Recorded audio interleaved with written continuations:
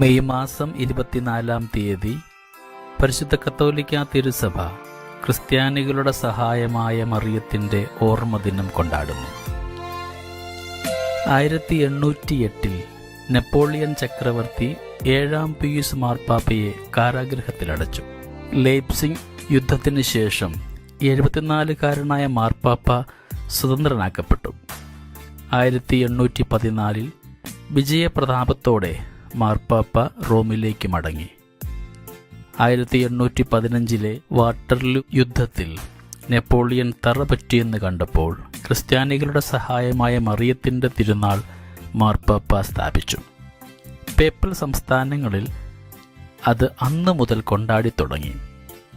5-ാം Pius മാർപ്പാപ്പ ക്രിസ്ത്യാനികളുടെ സഹായമായ മറിയമേ ഞങ്ങൾക്ക് വേണ്ടി അപേക്ഷിക്കണമേ എന്ന പ്രാർത്ഥന ദൈവമാതാവിൻ ലുത്തിനിയായിൽ നേരത്തെ ചേർത്തിരുന്നു.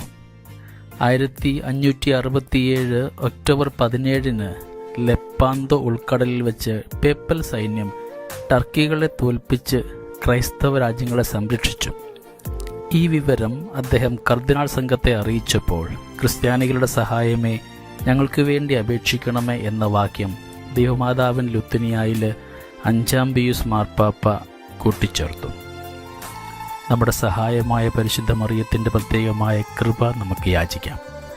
വിശുദ്ധ ബ്രിജിത്ത് ഇപ്രകാരമാണ് പറയുന്നത്: നമ്മുടെ കർത്താവ് തൻ്റെ വിമലയായ മാതാവിനോട് ഇങ്ങനെ പറയുന്നതായിട്ട് വിശുദ്ധ ബ്രിജിത്ത് കേട്ടുവെന്ന് പറയപ്പെടുന്നു. പാപികൾ തന്നെയാണെങ്കിലും പാപമാർഗങ്ങളിൽ നിന്ന് അകന്നു പോരാനുള്ള ആഗ്രഹത്തോടെ നിന്റെ നാമത്തിൽ എന്നോട് ചോദിച്ചാൽ ഞാൻ അത് സന്തോഷത്തോടെ നൽകുമെന്ന് വാഗ്ദാനം ചെയ്യുന്നു. നമുക്ക് ആത്മാർത്ഥമായി ദൈവത്തോട് കേണപേക്ഷിക്കാം. ജീവിതത്തിൻ്റെ എല്ലാ ബുദ്ധിമുട്ടുകളെയും എല്ലാ രോഗബലഹീനതകളെയും ഒക്കെ വിശുദ്ധീകരിച്ചുകൊണ്ട് നമ്മുടെ ജീവിതത്തിൽ അനുഗ്രഹമായി നമുക്ക് സഹായമായും കാൽവരിയുടെ വിരിമാറിൽ നമുക്ക് അമ്മയായി തന്ന പരിശുദ്ധ അമ്മയെ നമ്മുടെ ജീവിതത്തിൻ്റെ ഭാഗമാക്കാം. കാനായിലെ വീട് പോലെ നമ്മുടെ ജീവിതവും ഏറ്റവും ശ്രേഷ്ഠമായ വിരുന്നാകുവാൻ എല്ലാ സങ്കടങ്ങളെയും എല്ലാ നാണക്കേടുകളെയും എല്ലാ കുറവുകളെയും വിശുദ്ധീകരിച്ചുകൊണ്ട് ദൈവത്തിന് പ്രിയപ്പെട്ട ഭവനമായി നമ്മുടെ ഭവനം മാറുവാൻ അമ്മ മാതാവിൻ്റെ പ്രത്യേകമായ മാധ്യസ്ഥ്യം നമുക്ക് ഇന്ന് യാചിക്കുകയും ചെയ്യാം. ക്രിസ്ത്യാനികളുടെ സഹായമായ പരിശുദ്ധ മറിയമേ ഞങ്ങളെ ഓരോരുത്തരെയും അവിടുന്ന് കാത്തു പരിപാലിക്കണമേ. ഞങ്ങൾക്ക് വേണ്ടി തിരുക്കുമാരനുടെ മാധ്യസ്ഥം വഹിക്കുകയും ചെയ്യണമേ.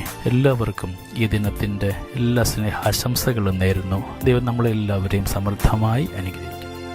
നമ്മുടെ കർത്താവ് യേശുമിശിഹായുടെ കൃപയും പിതാവായ ദൈവത്തിൻ്റെ സ്നേഹവും പരിശുദ്ധാത്മാവിൻ്റെ സഹവാസവും നമ്മുടെ കൂടെ എന്നും ഉണ്ടായിരിക്കട്ടെ, ഇപ്പോഴും എപ്പോഴും എന്നേക്കും. ആമേൻ.